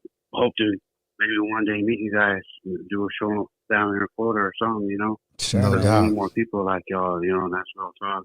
No doubt, brother. I want to give a shout out to you guys and lots of respect, Tony. Keep doing what you're doing. I'm a biggest fan of your platform and hope to meet you guys later on in the future. Gracias, bro. All good, bro. Thank you, man. Take it easy, man. God bless. I should love the Florida. Yeah, that was from Florida. Sure. Okay, let's see. Let's keep it pushing. Anybody got a question for Mikey? Go ahead and call in right now. Anybody got a question for his father? Mike Ness, go ahead and call in. And we got time for to be answering some of your calls. All right, let's go. Let's see. There we go. Caller, your name. Where are you calling from? Hey, this is Shazzy from Houston, Texas. What's up, Shazzy? Houston. What's up? Hey, how you doing? I have a question for you. Would you ever work, if possible, with Paula Dianda? Because your sound, that soulful sound, when I think of Raza, who are singers, your sound is actually very similar to her. I don't know if you're familiar with Paula Dianda. Yeah. We follow each other on Instagram, and I've actually sang with her on Instagram Live, but we haven't gotten to it. So maybe in the future, for sure. I'm definitely interested. Okay, that's cool. I definitely will be looking forward to that. I also have a question for Tony. Yes. Tony, so what's going on with that Cuban Link interview? I think you mentioned it one time on your podcast. Like, no, I did. What's up with that? Because I went out of my way to contact Cuban Link, and I linked up the podcast thing to him, and I saw that he actually read the message. Well, is he coming? Is he not coming? Well, he did tell me to give him a call at the beginning of March. So, and he said because when he comes out here, I think it's mid-March or late March, he said that he will come on the platform. So he already gave me the yes, but we just need to work on a date. So that's all. Okay. That's fine. So thank y'all so much. Really quick, Shazzy's flying in from Houston, Texas to go to Live and Die in LA show. Oh, man. Well, So Shazzy, that's right. if he's there, you may meet him. So Hey. all good, Shazzy. Looking forward to it, Shazzy. I'm definitely looking forward to it. Thank y'all so much. Okay, have a blessed night. Okay, let's keep it pushing. You know what's funny, bro? We get a lot more calls from out of state than here. That's crazy. Caller, your name and where are you calling from? Hi, my name's Anna, and I'm calling from Phoenix. Hey, don't tell me. I just wanted to say, I just wanted to say, Mikey, you know, the OGs, you know, we all say hi, Val, Karen, Harley. Tony, I actually sent you a message probably about a year ago trying to get Mikey on the show. So I'm very excited to see you guys on here. Wow. You know So what's yeah, I crazy just is want to that show some love. Very, very proud of you to see you on here. Thank you. I knew as soon as she called and she said her name was Anna, I knew who it was. Really? This is one of my day one supporters alongside with the names that she said. Wow. So thank you for calling. You know, that's real. Oh. That's real. That's real. That's awesome. Love Thank you, you for Anna. that. Of course, I just want to call, say hi, show some love, and Of course. very proud of you. I'll be in Phoenix soon, so be ready. That's all I'm gonna say. Definitely ready to see you guys in Phoenix soon. All right, Anna. God Thank bless you. you guys. All right, we'll see you guys. Bye. Bye-bye. Bye. Man, that's dope. That was dope, man. That was dope. You know what? Like, and again, it's hard because I've never had a page longer than a year. So I don't know if it was 2 pages ago that she messaged me. Yeah, So yeah. it could have been. Okay, let's keep it pushing. Let me see. It's funny because when we take calls, I try to keep the calls to a minimum because we get about 5 or 6 calls in between. Gotcha. So and then when we hang up, nobody's calling. So let's keep it pushing, you guys. Anybody want to ask Mike Jimenez or Mike Nez a question? Here we are. Caller, your name and where are you calling from? Hi, my name is Taylor, and I'm calling from Philadelphia. I already know, Tay. What's up, Tay? Oh, I was about to say hi. I was just calling to say I'm currently watching. You know, I'm really proud of you. Oh my God, you're doing Thank you such so much, a thing. Tay.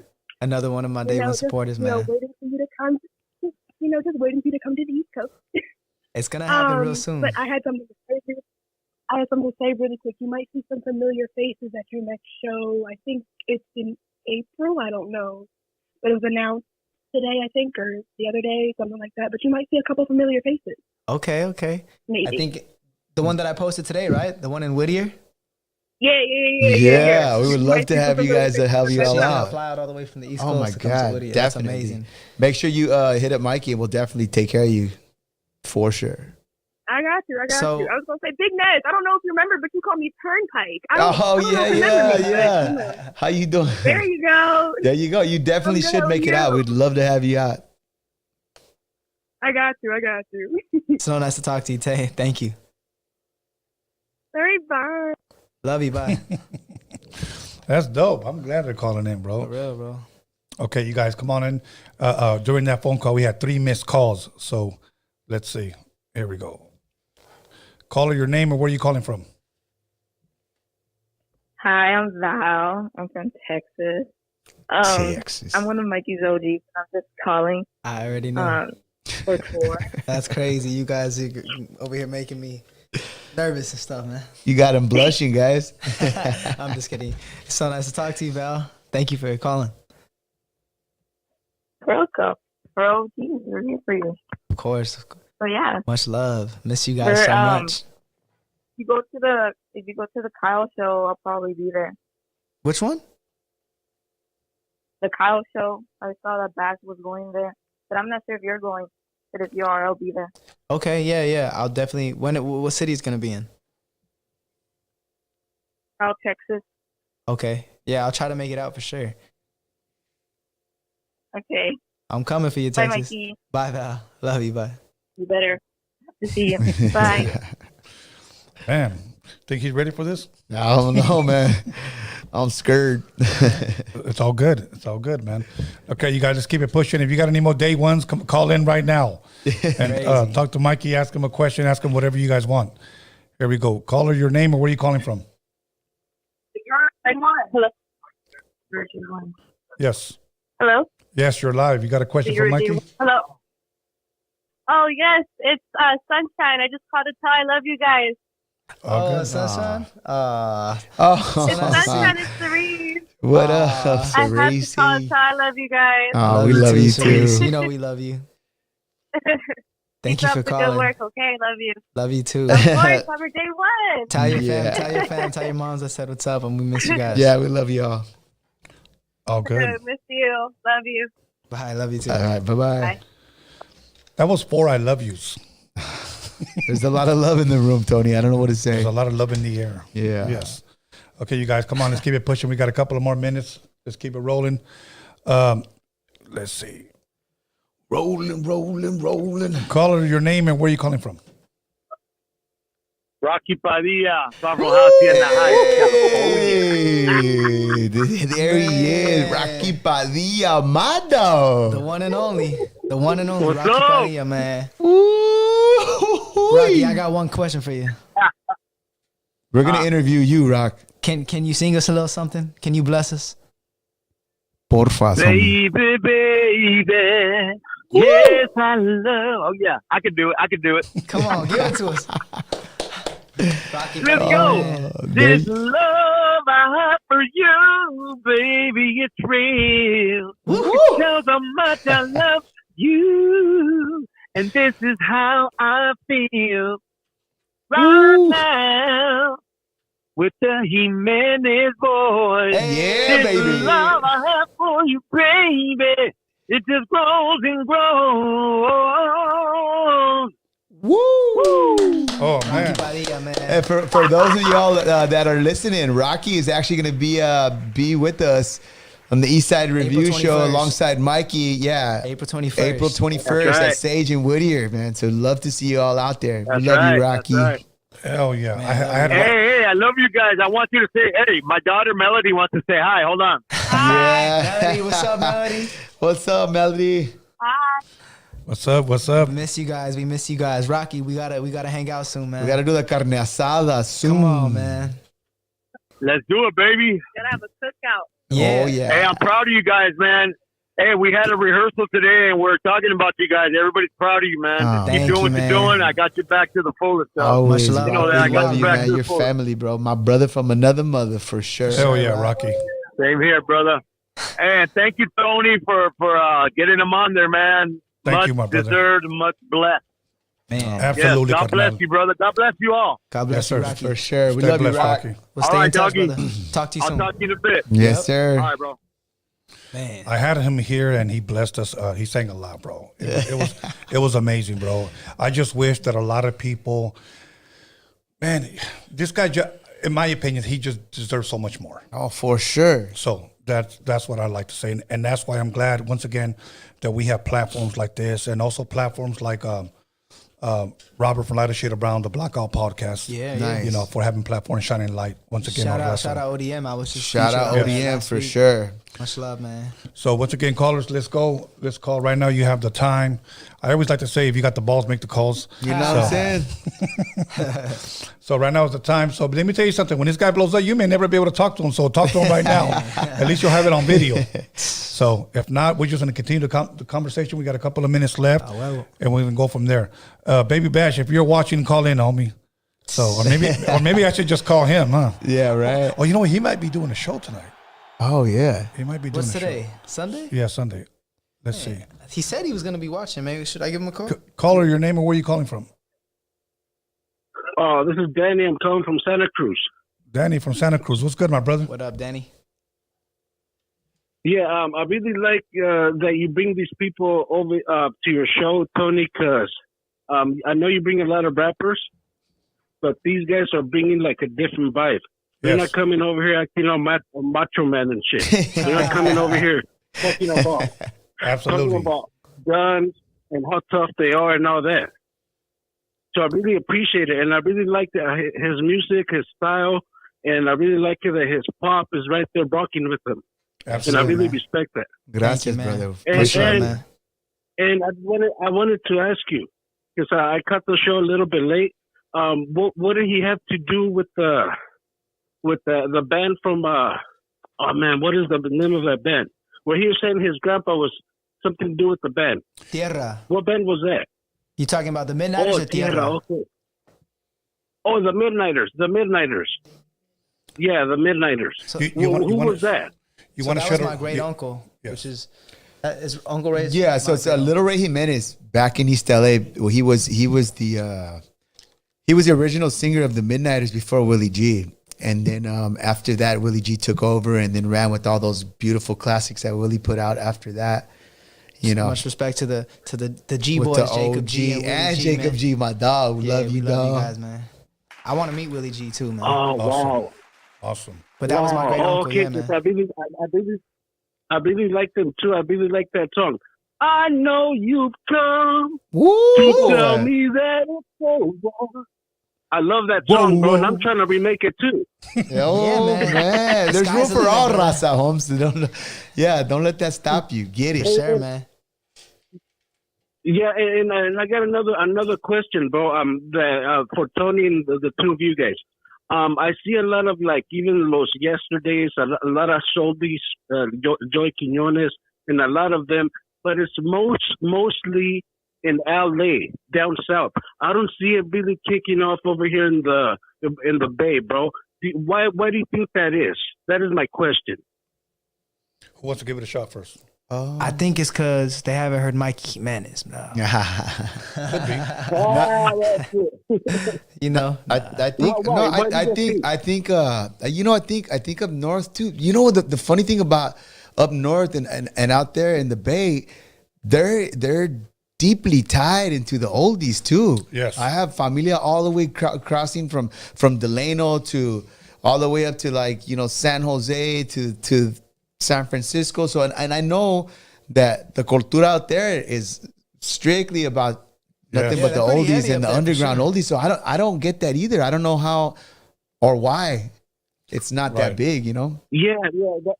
Yeah, that's really tripping me out. And I'm like, why isn't the Bay doing something like this too? Well, they're missing out, bro. You know what I mean? Because there's beautiful music. You know what I mean? All my brothers up north, man. If you guys get on the good foot, man. Shit. I wouldn't be surprised if you start seeing it in the next, couple months to a year. You might be a little early. Is it safe to say that possibly that?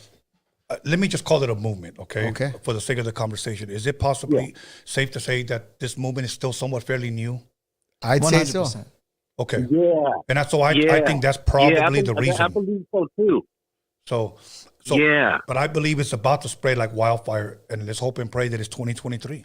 Yeah, 100%. Man. That it just spreads. No, Tony, we're gonna say it is gonna spread. Absolutely. We're gonna put that in the air. Yeah, it is gonna spread. Today, and I want to be part 19th, of it too, bro. 8:55. You are part of it, Holmes. You just sang the Midnighters for us. I say, come on, you are part. I hit the heart. I hit the roots. I hit the roots. Right. Yeah, That's you did, right. man. All good, man. And then again, I want to say for the three of you guys have a blessed Sunday. And then again, thank you guys for coming to Tony's show. Oh, and thank you, Tony, for bringing people like this with no violence and no attitude. I really appreciate that. Thank you, Carnal. Thank you, Carnal. Much love, man. Santa Cruz, what's up? Yeah, man. All good. See, and that's what I liked what he said. The vibe that you guys bring, that's what I felt over there. Right. When I saw you guys. Caller, your name and where are you calling from? Hey guys, what's up, man? This is Scott in Gurney, Illinois.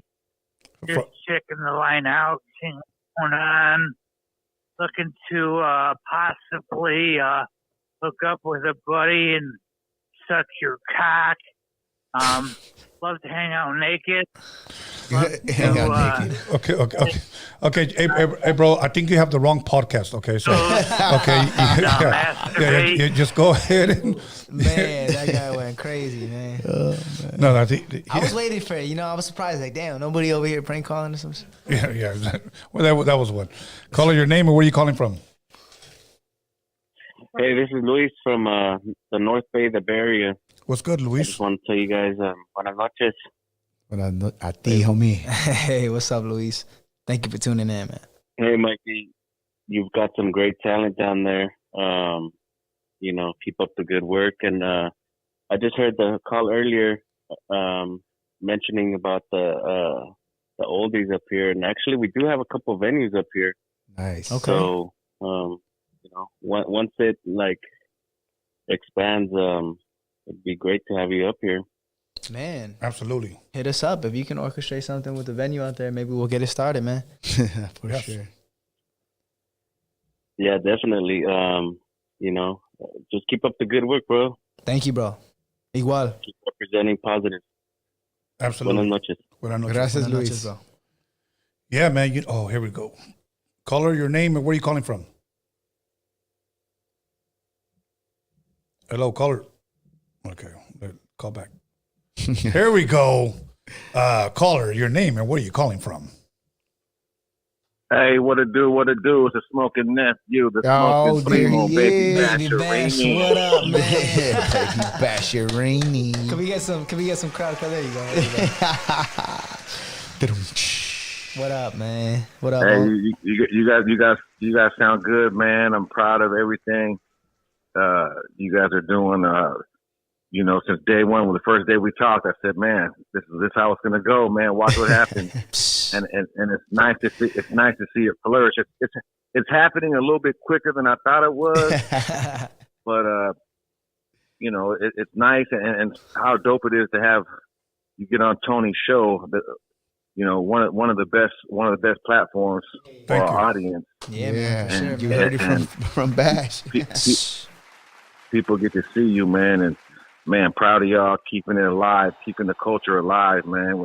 We got such a beautiful culture, and we're going to keep it alive. And I think, Mikey is going to be one of the young faces. You know what I mean? One of the young faces to keep our culture cool, the cool factor. And it's going to be dope that he can actually sing and play instruments. And I just can't wait to see how it really goes, because I'm already getting calls from bigger lips. I'm already getting calls from big people and big labels and shit. Like, man, what's up? I said, man, hold up, man.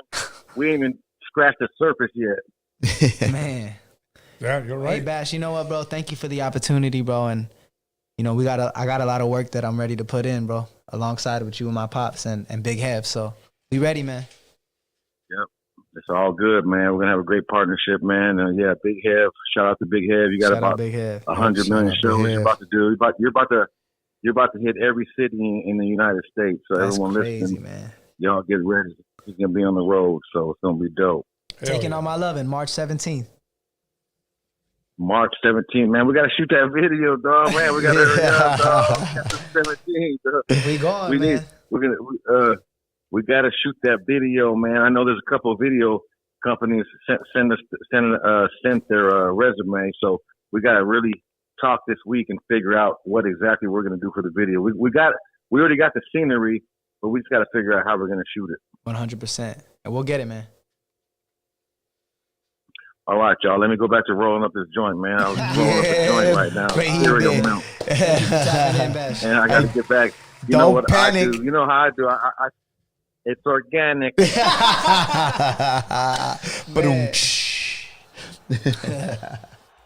All good. All right, y'all. I'll talk to y'all later. All right, bro. All right, Bash. All right, my Cuidado. brother. See you soon, man. That was dope, man. That was funny, bro. Okay, let's see. Caller, let's go. We're gonna take one more call, and hopefully you'll be the last caller. And whoever is the last caller gets a rubber ducky. Okay. Rubber ducky, man. Here we go. Caller, your name and where are you calling from? Let me see. Okay. Come and call. Yeah, caller. I don't know. Okay, here we go. Caller, your name and where are you calling from? It's all Kike from the city of Escondido. Kike, it never fails. You always get in, bro. What's good, What's up, big dog? Yeah, just to clarify, this is a dad and son duel right here, right? Yes, sir. Yeah, I just want to give my props to you, dog. It's a beautiful thing for us to have our males in our lives to step up to the plate and provide the foundation in order for us, for the next generation to flourish, and for you to be able to pass that torch to the next man and keep it going. It's a beautiful Giving thing, them that man. flecha. Wow, beautiful, man. Thank you, man. With that, yeah, no worries. With that being said, to the youngster here, quick question: what is like your go dedication song if you had one or you could pick one? A dedication song? Yeah, like one that I have to sing to a beautiful, beautiful woman. Yeah. I'll sing Beautiful. Baby, baby, you don't understand how much I love you, baby.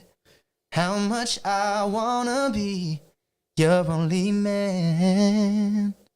Baby, I'm for real, man. That's the classic. Yeah, that's the classic for them beautiful ladies, huh? Dope. 100%, man. Dope, bro. Yeah, one more comment, if I may, Tony. Yeah, go for it. Yeah, he said he wanted or he's looking for somebody to either play with like a live band, correct? No, I think his pops has a live band right now. Oh, you guys already have a live band. All right, never mind then, dog. Well, shoot it. What's the idea, man? No, I mean, well, there's another gentleman here that can sing his ass off too, Richie, and I believe he's with the Midnight Cruisers. I believe Tony, he's the drum guy too on that live band group. Okay. Might want to check me on that, but I'm not sure. But yeah, I don't know if Tony can make the connection or not. If you know, if it works, then it works. You know.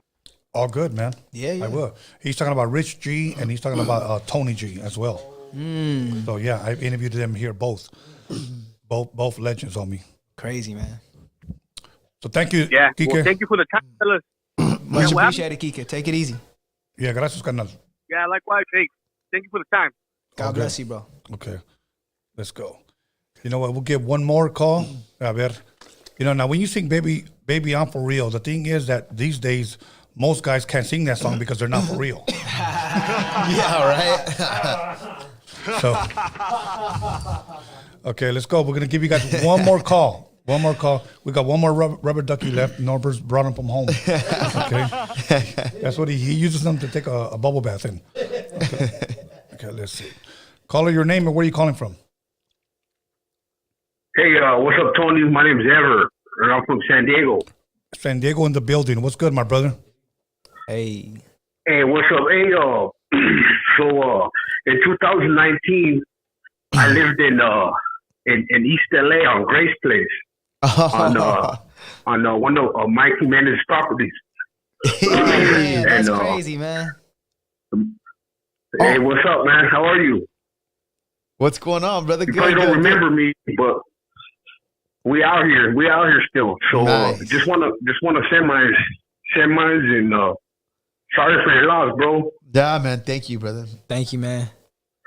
Yeah, thanks for calling in. Mike was a good dude, man. Yeah, thank you, man. My grandpa. All right, brothers. That's it. Love you guys. Love you guys, man. And okay. All right, bro. Thanks Take for calling in, man. bro. God For bless, sure. All right, man. fellas. God bless. Okay. God bless. That's Gracias. crazy. That was the That's last crazy. call right there, bro. Come on. We can take these off now. All right. Ooh. You good? Yeah, I was all. Okay, that's it, bro. No more calls. Let's go. That was it. Mike, okay. Once again, if there's anything else you want to say, once again, March 17th, the video drops. And the single. And the single on all platforms? On all platforms. All platforms. Okay, and then Mike Nez, you got projects coming out this year as well. Man, I'm sorry. I'm all It's all coughing good. up. Well, real quick. Yes. March 17th, the single comes out. And I'll also be on the road with Bash sometime during March. I could check the date right now. I think I'll be heading to Burke, Albuquerque. I'm not sure. Burke. But Yeah, I'm going to be on the road with Bash this coming month. So I might be in your city. So just stay tuned. Hit me on my socials because, that'll confirm everything. Hell yeah. But yeah. Yeah, let's then keep it April pushing. 21st, the show with my pops. Yeah, we're doing that. Like my my project itself is like Mike Nez and the East Side Review collective of a bunch of cats, that musicians I've known all from the hood, like East Los and shit like that. Right. So, dropping this project this year for sure. Dropping single after single after single. So be on the lookout. Awesome. Mike Nez, you could find me on all platforms, Spotify, all that. So yeah. All good. You see that their Instagrams, follow them on their Instagram. It's on the screen or on the description. There's 2 ways that you can follow them. So you can't say, well, I didn't know. No, it's on there. Okay. Other than that, you guys want to give a shout outs? Anything, anybody you want to specifically shout out? Then you give your shout outs. For sure. Shout out to my family. If anybody's watching, my family, my number one supporters, my moms, my pops, Baby Bash, Sock Basse, whole team at Empire, Big Hev, and God, number one. Absolutely. All glory to God, man. Absolutely. Mike Nez, what he said. And I want to thank you, Tony, once again for having us on. It was a blessing.